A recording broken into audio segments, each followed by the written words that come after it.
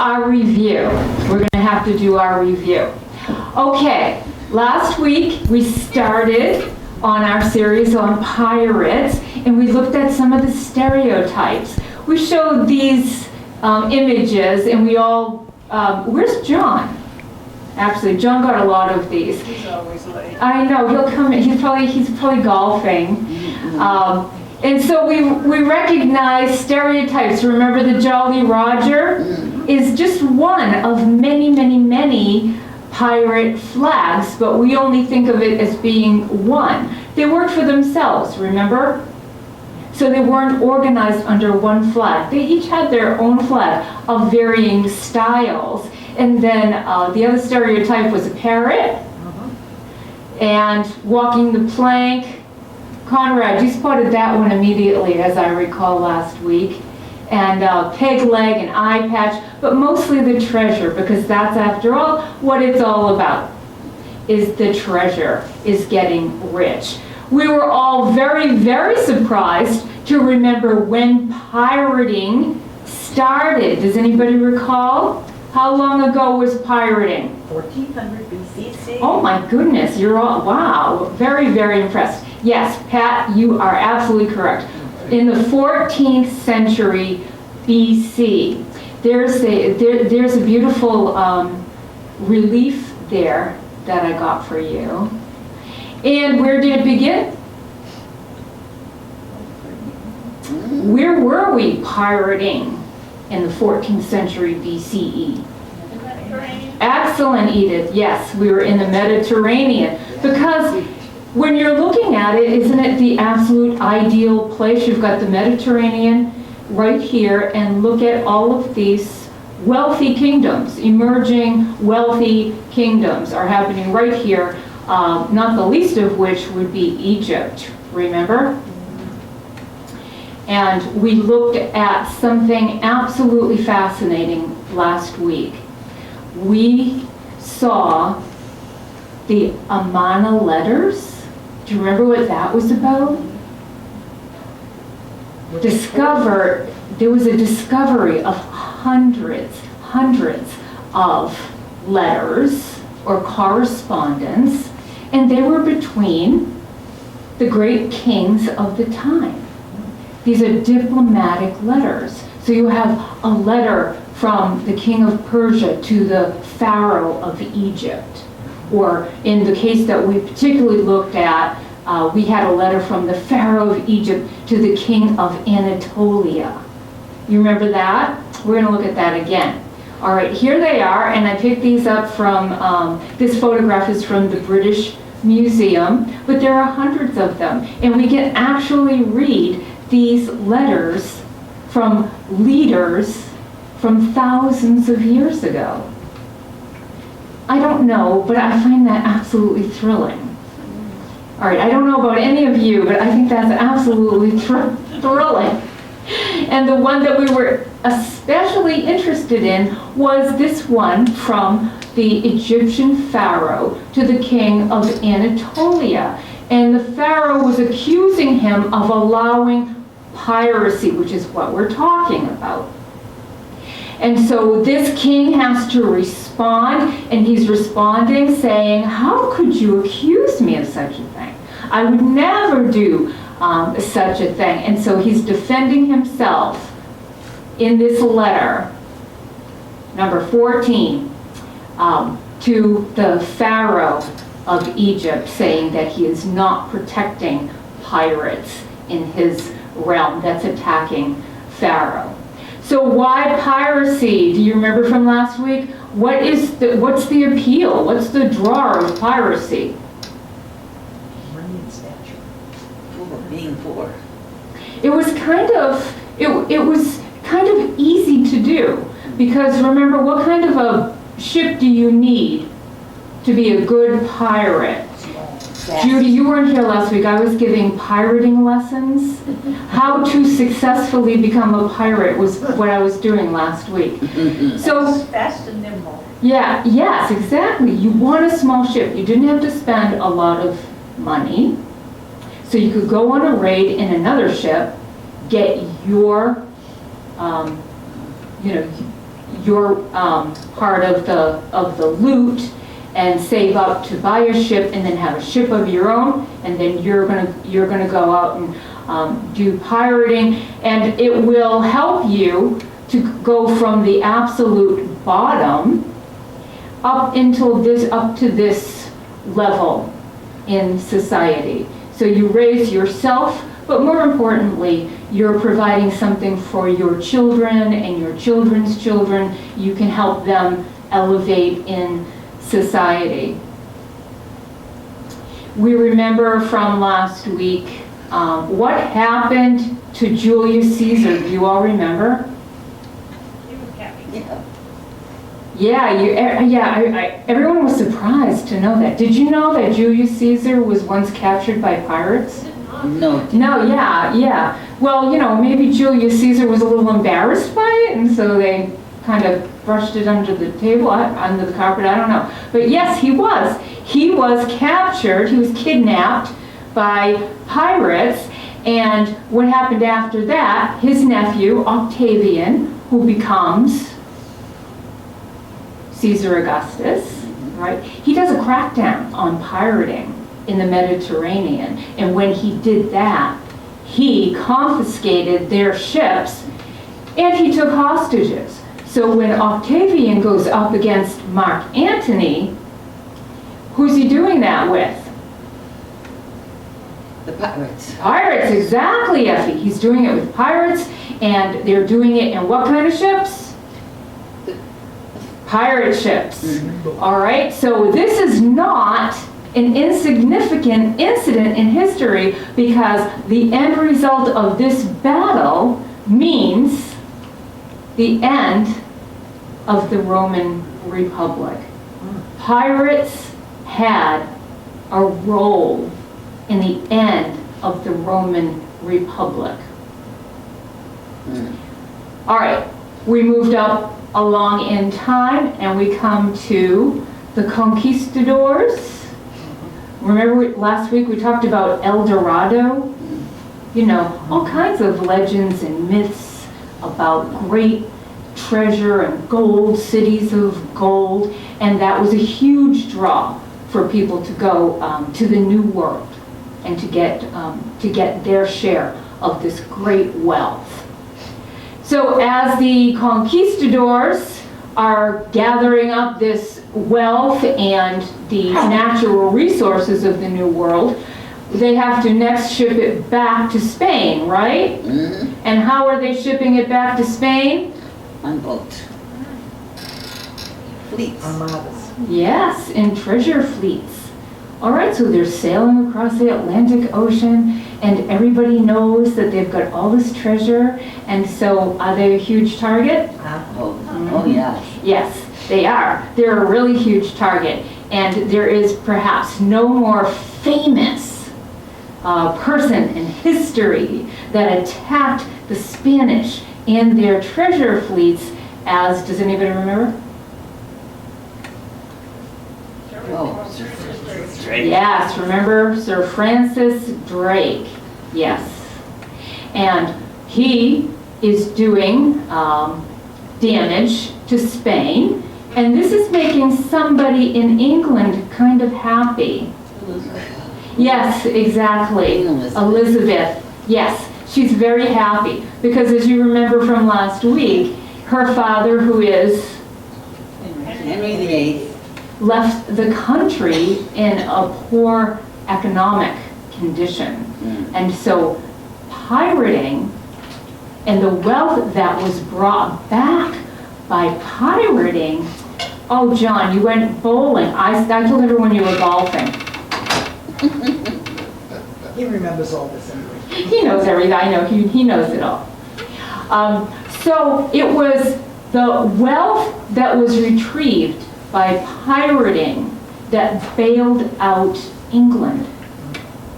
And so as we were going on last week, we were kind of amazed because it hadn't really occurred to anybody how much piracy has played a part in critical historical events. So what did she do to help them out? She has to help the pirates out. pirates are criminals, right? She gave him the letter of marque or something? Yes, exactly, Effie. She gave them a letter of marque, and the letter of marque transforms your average criminal pirate into a noble, patriotic privateer. She hated the Spanish. Yeah, they're doing exactly the same thing, but because they have this letter from the Queen, they're now no longer criminals, but they are patriots. All right, yes. So if you're a privateer, well, you're just running errands for the Queen. All right, you're not committing crimes. But you gotta give her part of that loot. What's that? You gotta give her part of the loot. Oh, you definitely have to give her part of the loot. That's the deal. Yeah, That's the deal. She gets a pretty good cut. yeah. Yeah, she gets a very good cut. Actually, let's see some of the loot. Okay, so as she's getting this, it's not just Drake. She's got several. So there's several privateers out on the oceans, raiding and looting and bringing wealth back to England. We also took a look at another one of her privateers. Does anybody remember? Oh, God, what was the other? Yes, excellent, Edith. Sir Walter Raleigh. Yeah. Yes, except he wasn't really the guy that would go out. He's not like Drake, Drake is his cousin. They're cousins.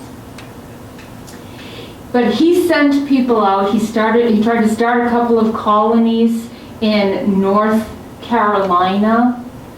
Is anyone familiar with Raleigh, North Carolina? Mhm. It's named after him. Yeah. Did you know that? Yeah, I knew that. Yeah, so it's named after him. So he sent people out. So he's going to start colonies. He's bringing back some of the natural resources there. Most famously, what? Yes, tobacco. And his colonies failed, but his privateers were doing a pretty good job. When his colonies failed, and he also made the huge blunder of marrying somebody behind Queen Elizabeth's back, and she wasn't too happy about that. So he had to do some grand gesture to get back in her good graces. Does anybody remember what he attempted to do?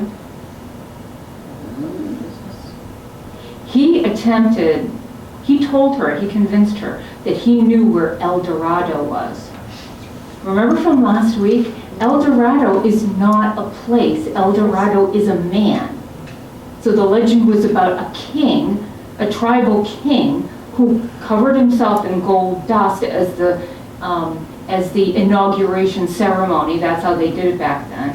I don't know, I'd kind of like to see something like that. And then he jumps into the river and the gold dust washes off of him, and that's what the legend was. But probably because of language mistranslation, it came out that there's a city of gold instead of a man of gold. So here's Raleigh, who's never gone on an expedition. He stayed home and had other people do it that he paid for. He sponsored them. But he's got to do something to gain favor with the Queen again, and he tries to go find El Dorado. Does he find it? No. No, because of course not, because it doesn't exist. Yeah, it doesn't exist. So he knows he's got to go back in failure. So he's failed with 2 colonies. He married somebody behind her back when he was supposed to be completely infatuated with her. And then he did not find the lost city of El Dorado. So what did he do in desperation? Do you remember?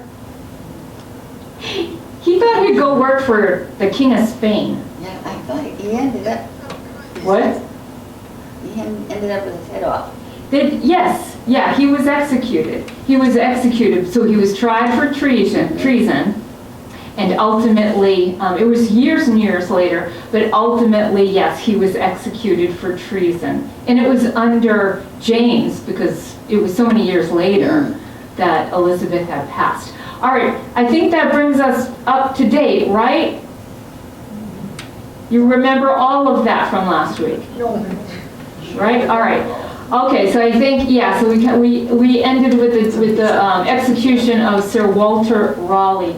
All right, so now we're going to start today with the fascinating story of Port Royal. This is in, does anybody know? Jamaica. Yes, thank you. It's founded by the Spanish in 1494. However, it was invaded and captured by the English, and this is when it becomes infamous. It was under the crown, under the English rule. It becomes an infamous place known as Sin City. It's Sin City. Now here's a name that we need to have a little bit of explanation for. Have you ever heard of a buccaneer? Yes. All right, so buccaneer. What is the difference between a pirate and a buccaneer? Nothing. I think they're both the same. You think they're both the same? Yeah. All right, let's take a look at we're going to take a look at the etymology of why these pirates are called buccaneers and what is the difference between them. So in Port Royal, in Jamaica, in this time, the 1600s, you have some native peoples and then some other sailors and other kind of misfit people that are making their living by roasting pork and selling that meat to the people as the ships come in. All right, so you've got they're out there and they've got spits and they've got pork on the spits, and they're making a living by selling this meat to people. Well, because they've been out to sea. They probably didn't have a lot of meat there. So they're coming into port and they're making their living by doing this, and so they are called. It's from the French. All right, this is where the name comes. It means a frame on which to cook or cure meat, and from that they're called buccaneers. I'll be darned. All right, so it has, like, we all think buccaneer and we think of something, sinister and In French, the word means What's toupee? smoke. I knew you were going to ask me that. I did. I'm like, John's going to ask me that. I don't know. It's local. I really don't know. It is, because I had to take this from Wikipedia, wherever I got it, and I don't want to change it. I never change it when I put in a reference. I don't change it. Actually, Kiki, do you have your phone with you? Yeah. All right. Can you look up whatever this is? I really did, John. I really did. I said, John's going to ask me that. I should look that up. All right. But so Kiki's going to do that. But in the meantime, while we're waiting for that, so now we know where buccaneer comes from. It means the cook. It doesn't mean, the swashbuckler. We have one image, but it actually emotes something very, very different. So these guys are out there, they're cooking this meat, they're selling it. Do you think they're making a lot of money? Yeah. Not really. Not really. They're not really making that much money. But who are they? They're with on the shore as these ships are coming in from all over the world. Pirates, exactly. Are the pirates making a lot of money? Yeah. Yes. So now these buccaneers are thinking, wait a minute. Why am I slaving over a hot spit all day, making a little bit of money? Why don't I just join these guys with what they're doing? And that's exactly what happens. Okay. I did get a good one for that. Sometimes I hit it really well. Okay, so these buccaneers, they're buccaneers. They're not sanctioned by any monarch, because by now there's all kinds of little countries participating in this privateering because it really paid off for England. So all the other European countries are kind of doing the same thing. So the Buccaneers are runaway slaves, because what's also happening in Jamaica? Slave trade. What? So, yeah, Slave trade. sugar cane, right? Oh, the sugar. Sugar plantations. And there's slavery. And we talked about that last week too, because another big pirating draw was in the slave trade as well. So we have runaway slaves, we have sailors, and we have merchants that all become buccaneers. Why merchants? Not selling it up? Well, remember last week when we talked about pirating is a seasonal job? You can only do it at a certain time of the year, when the wind's in your favor. So it's a seasonal job. So the merchants in Port Royal are seeing that these pirates are coming in, they're coming into shore, and when they come in after being out on the seas, they come into town, what are they doing? Spending money. They're spending their money. Yes. Yeah, they're spending their loot, they're spending their portion of the kitty. And so the merchants are thinking, they can see what's happening. So in the pirating season, they can leave their tavern or their whatever their trade is, go pirating and come back and reap the benefits of the other pirates spending money in their establishment, in their fine establishments. Now, what about sailors? That kind of got my curiosity. Sailors? Why would sailors become buccaneers? And so I had to do a little bit of research to that, because, I think of a sailor, and I think, if you're working for the Royal Navy, wouldn't that give you a certain amount of self-esteem? And, why would you do that? So I was very curious. Conscripted. What? They were A lot of conscripted. sailors were kidnapped, weren't they? Yeah, they were forced. Yeah, they were, you're right. Yes, a lot of, you're absolutely right. That's absolutely right. And that's what I discovered. They were taken. Yeah. They didn't enlist, they could just be, oh, did you find it? Kind of. I don't know what Mugam is, but the Tupi people were a tribe. They had the largest population indigenous to Brazil before colonization. Oh, okay, so that's a tribe. That's the name of the tribe. The native peoples. The native of the peoples. islands that were wiped out by European disease.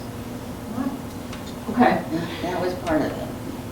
So I looked up, so I went to a maritime museum because I wanted to make sure I was getting the really good information. So yes, you're right. They were captured and forced to be in the Navy. All right, and from the museum, they're explaining life at sea was really hard. It was cramped conditions. There was disease, poor food, and poor pay, as well as bad weather. Also, you could be disciplined. All right, there was severe discipline, and they did that to prevent mutiny and to keep morale high. I don't know how they kept morale high by punishing people, but so you could be disciplined. Here's some of the disciplines that were happening.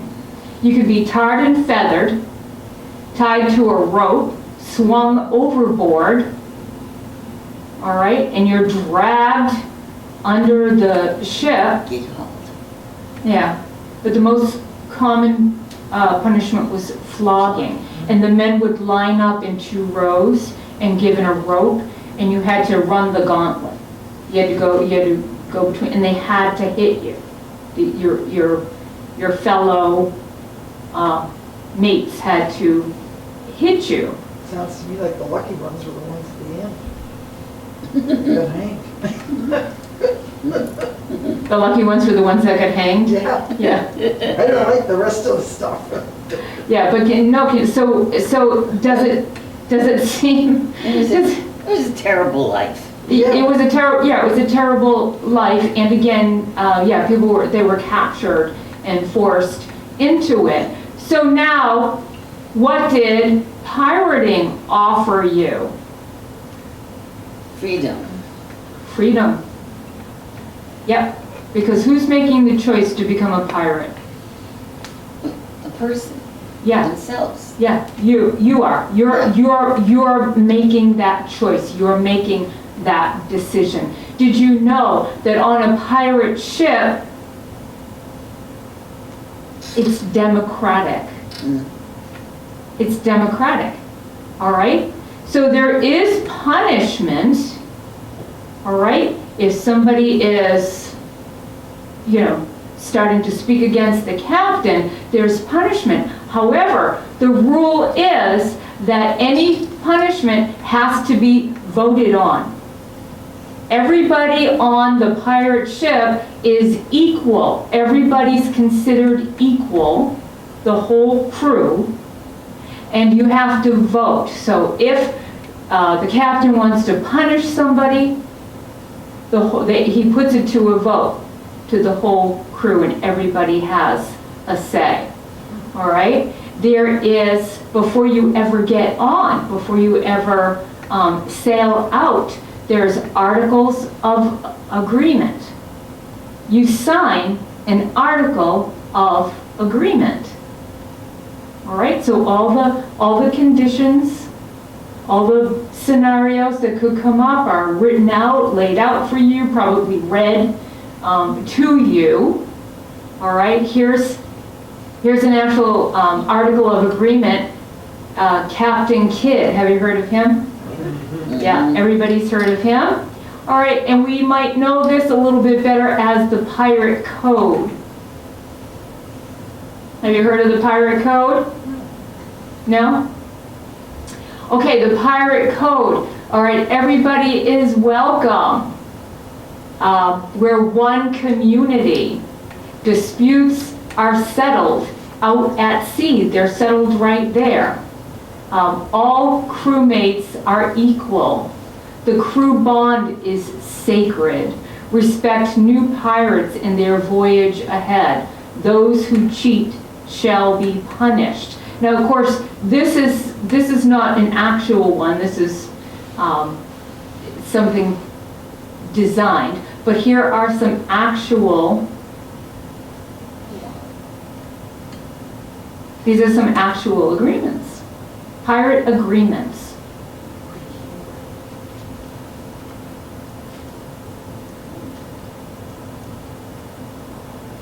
So in the agreement, it does have recourse for people that are dangerous to the crew, dangerous to the voyage. And have you ever heard of someone being marooned? Yes. So that did happen. Oh, yeah. It happened. And what was that?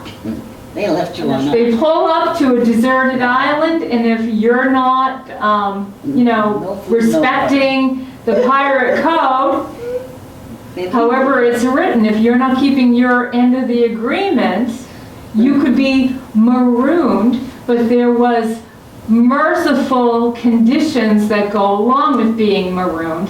Here's a little bit of, the articles there were a lot of them, but I had a couple that I wanted to share with you. So the first one is, every man shall obey the civil command, and then it talks about who's going to get what kind of a share. So you agree to it before you even go out. You know that the captain's going to get so much, and that the crew's going to get so much, and that whatever position you fall into, you're going to get so much. You agree to that. So you already know ahead of time, all right, this guy's going to get more than me. I still want to go. All right, but here's the second one.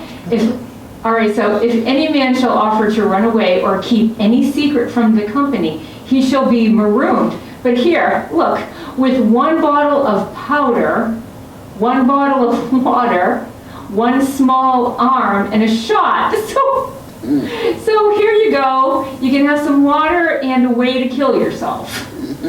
So it wasn't, it wasn't without some mercy. Yeah, some mercy. You can get out of it. Now, it was a brotherhood, and they called themselves such. They are known as the Brethren of the Coast. All right, they're going to take care of one another. All right? So much so, that do you know that the pirates were the very first to come up with workers' comp? Oh. Well, that's interesting. So it was, I couldn't believe it when I read this. So part of the Articles of Agreement are, you get your portion, whatever you've agreed to. They're all different. All these articles are a little varying from captain to captain.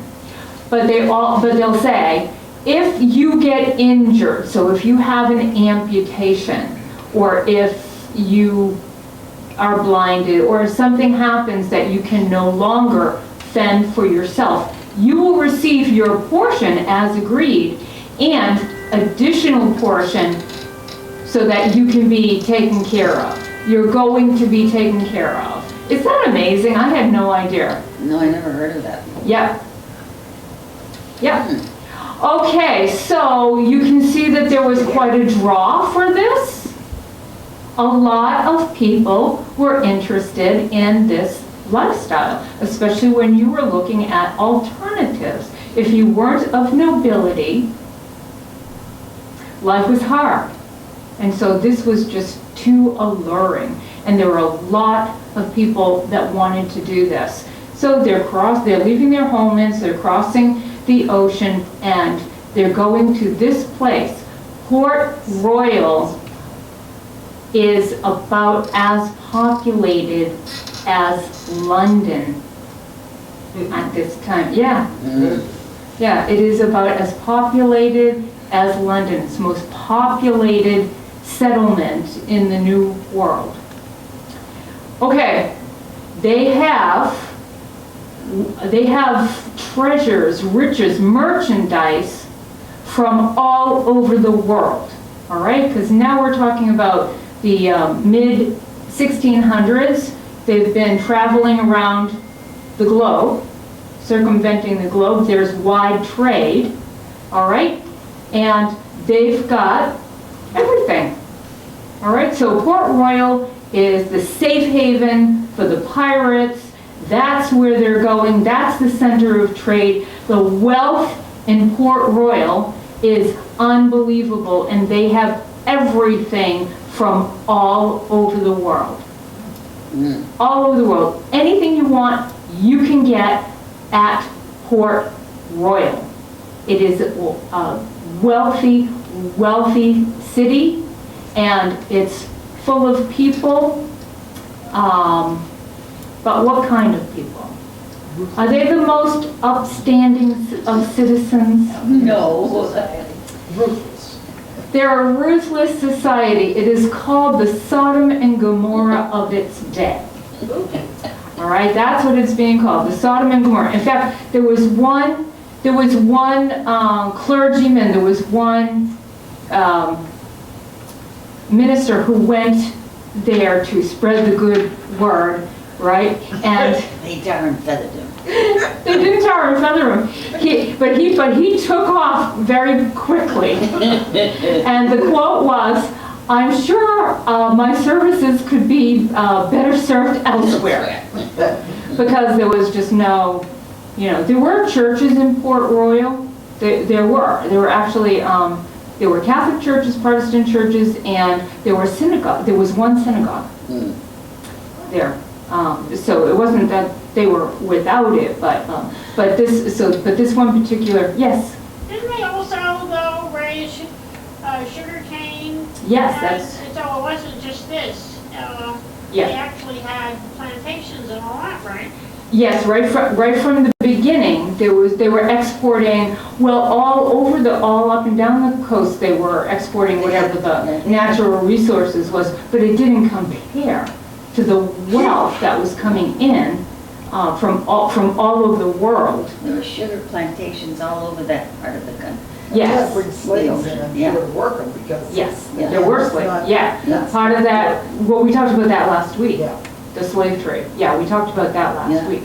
Yeah. But yes, there were sugar plantations. Yeah. In fact, I think today, it's still the highest export.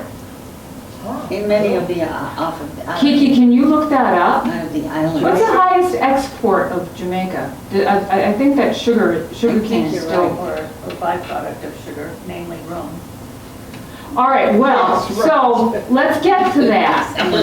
All right, let's get to that, Judy. All right, so we know that they're not the most wholesome Yeah. of folk. No. Yeah. You know, they're blowing off steam, they've got plenty of money, they've got money to burn. They're doing that in taverns, they're doing that, you know, in, well, all kinds of ways. I'll just let you use your imagination. You don't need me to tell you. And yes, so rum, you're bringing that up. Pat brought it up last week. Yes. Yeah. Reminds Kiki, me do you of a have couple them? places I've been to. Yeah. Inorganic chemicals. Inorganic chemicals Yeah, is that's the, is the major export Yeah. for today. What's that? Inorganic. Inorganic chemicals. I think that is- was of 2020. I As didn't of s- 2020. Yeah, I didn't see 2022. All right. Okay, but for hundreds of years it was sugar.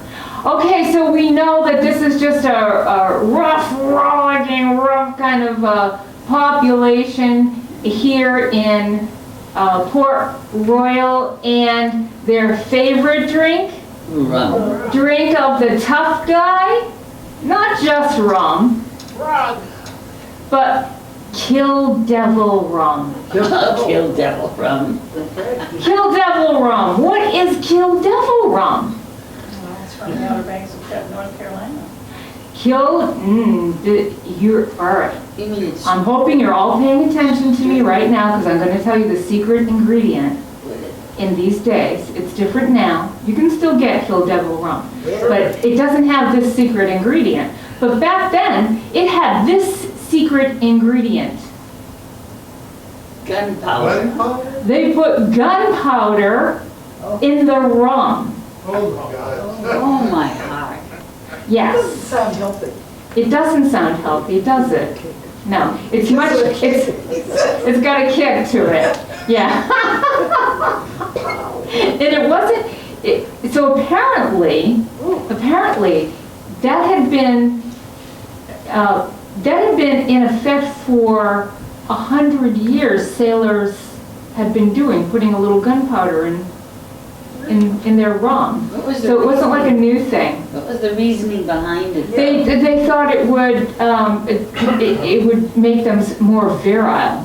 A better bang for the buck. A better bang for their buck. Is that the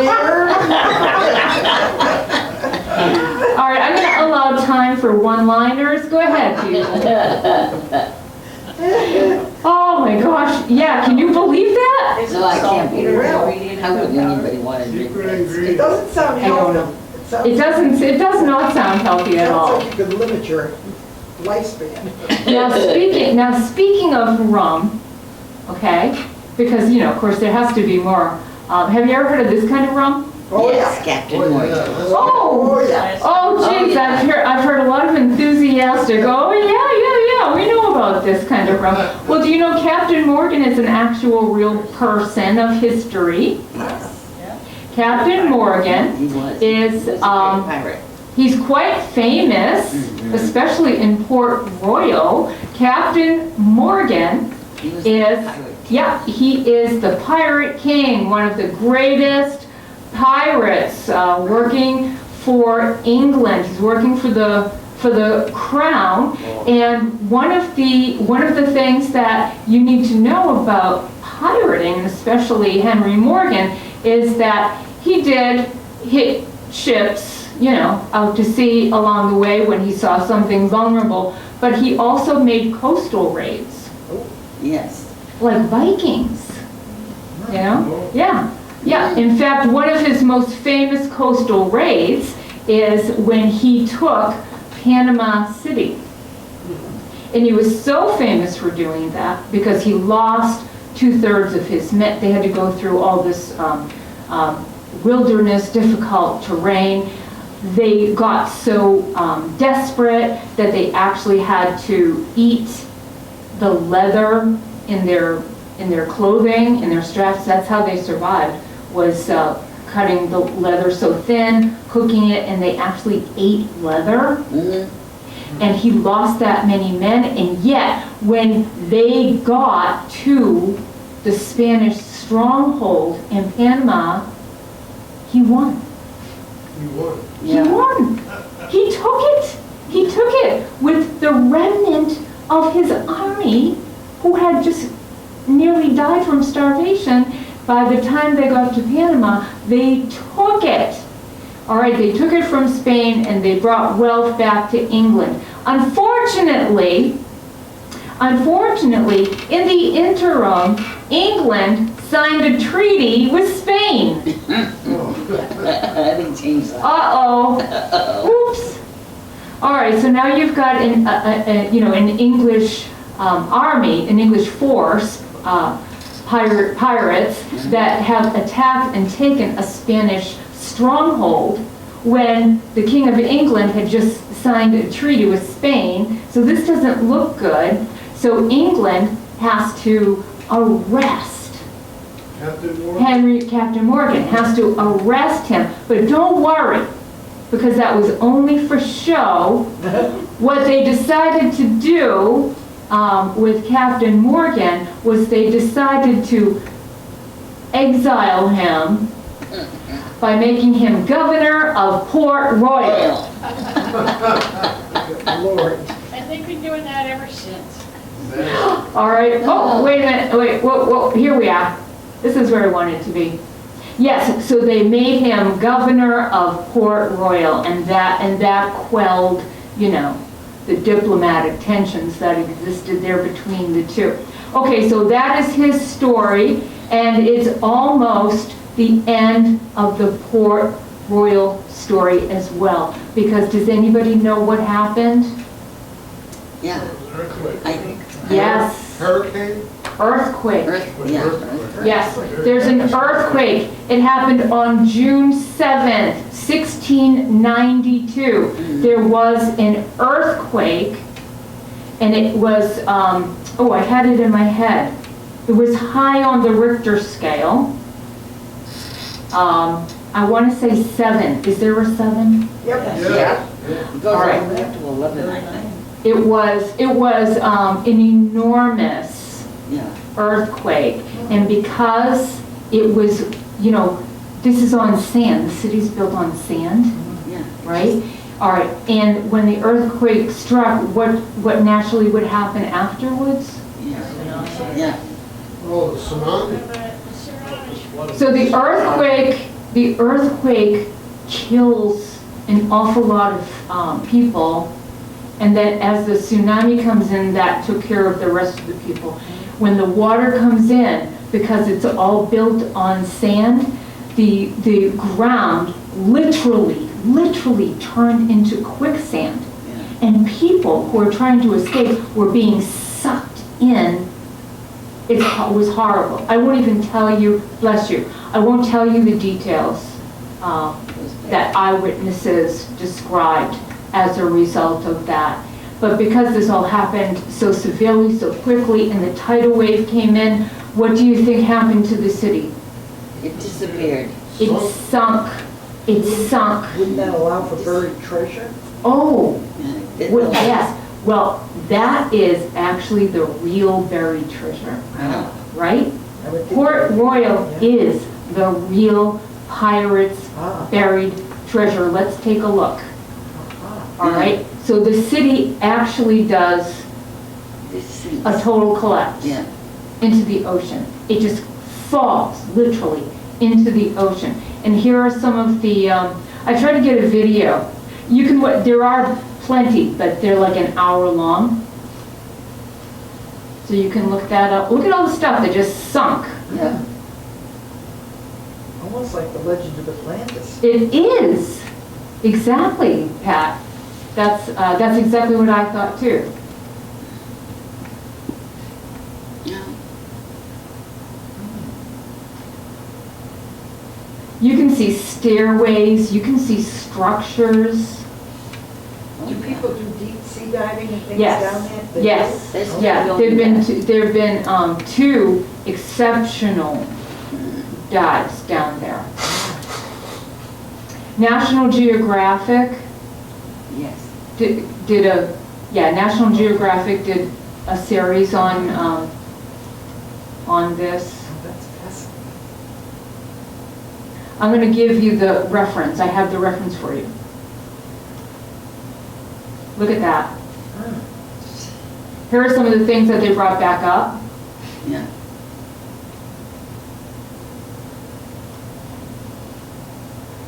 It just is. There's lots of pottery shards, and you can see that they're from all over the world. You know, they're little pieces. Big metallic things would be the last thing I would think. Now here's something interesting. Are you ready for this? I had to show you this. This is the medical equipment on pirate ships that they brought up from Port Royal. All right, this is a syringe. Mm. All right, that's a pump. This is an X-ray because it was so encased in sediment, but these are scissors. You can see in the X-ray that they had scissors, right? Oh, Kim, this is right up your, look at Kim's like, oh, let me see this, let me see this. You remember Kim is studying to become a pharmacist. Right. This is another syringe. Found it a different place. And then this is the handle of a sword that was brought back up. All right. Mm. I can send you a link to this. All right. And then these are the old pirate grenades. So they had what would be like cannonballs Yeah. with a hole in it. They filled the hole with gunpowder, lit it, and then lobbed it onto the ship that they were going to attack. All right. Now we know the earthquake happened on June 7th, 1692. We also know the exact precise moment that it happened. It happened at 11:43 a.m. All right? 11:43 a.m. And how do we know this? Sundial? Watches? They found a stopwatch at the bottom of the ocean, and it was stopped at 11:43 a.m. And so they're assuming, that's an assumption. But yes, so that's where they set the time. So we know the date and the time. All right, let me give you the trailer of one of the National Geographic that I was telling you about.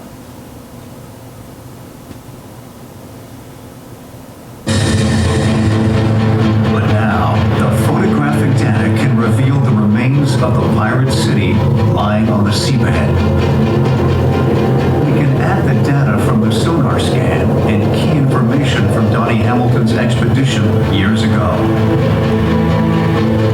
In 3D, we can see the relief of the sunken city, and it reveals the edge of the pirate town for the first time. This is the lost 13 acres from Port Royal. you can see the area of the sunken city. You can see the extent of it for the first time, and that's quite exciting. We can rebuild the walls, reconstruct Port Royal's buildings. We can finally now drain the sunken pirate city of Port Royal.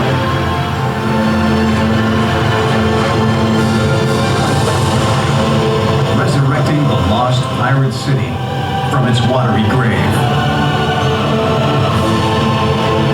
It's an archaeologist's dream come true. We're beginning to reconstruct for the first time in 300 years, really, what exactly is there. Now we can examine Port Royal from every angle. Its hundreds of houses, its busy streets, and its mighty forts. This is the original pirate city in all its glory. So I thought you would all want to see that. That was done in 2017. All right, and this is the name of it, and I found it on YouTube. All right, if anybody wants to, it's an hour long, so I figured you'd rather listen to me talk than watch an excellent documentary. Right. You enjoyed that a little too much, Pat. So it's called Drain the Sunken Pirate City, all right? It's wonderful. And then you'll get to see a lot more of the underwater expeditions and the things, the artifacts that they were able to bring up. Okay, I do have like something really nice I want to share with you.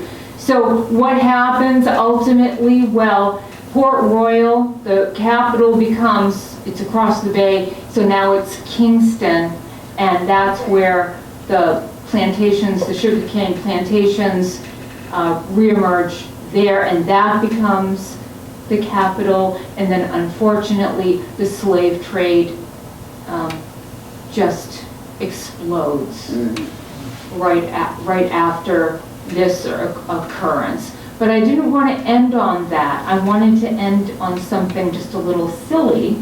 I found a song that I'm going to play for you right now, and it's the Ode to Long John Silver. Oh, God.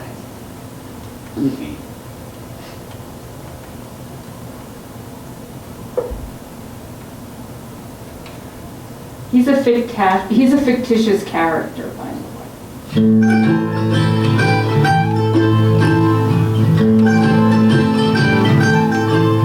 We were scooting and rakish, along and lights long.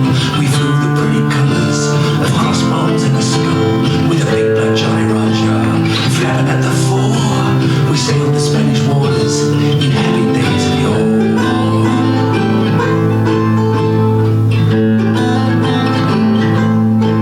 We had a long brass gunnery ships like a well-conducted ship. Each had braced pistols and a cutlass in the head. It's a permanent toes against us, and a fact to be deplored. But we chased the goodly merchantmen and laid their ships aboard.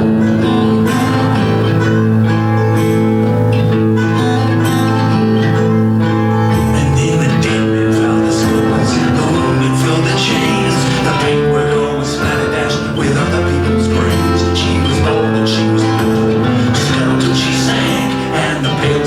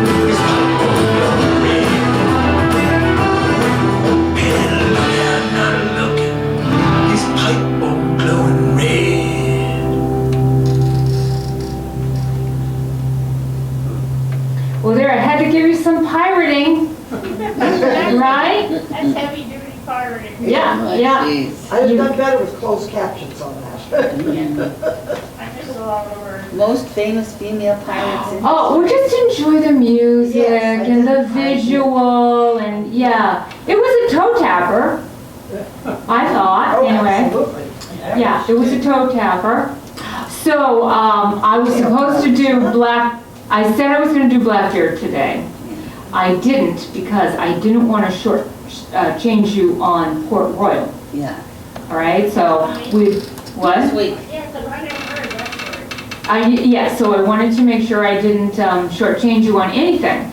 So we've got plenty of time. So next week, I will tell you, especially because, Blackbeard did have a run-in with Boston. So I want to be able to share all of that with you. Boston, And Massachusetts. Boston, Yeah, okay. Massachusetts. We went all the way up there. So I don't want to, go quickly through that. And we're also going to be talking about history's most famous Female. female pirates. Never even heard of them. Oh yeah, well, I'm going to tell you all about them next week. They were just as bad as the men. I guess. They were very successful, very successful. Yeah. Yeah, yeah. Okay, everybody, thank you for coming. I hope you enjoyed it, and I'll see you all next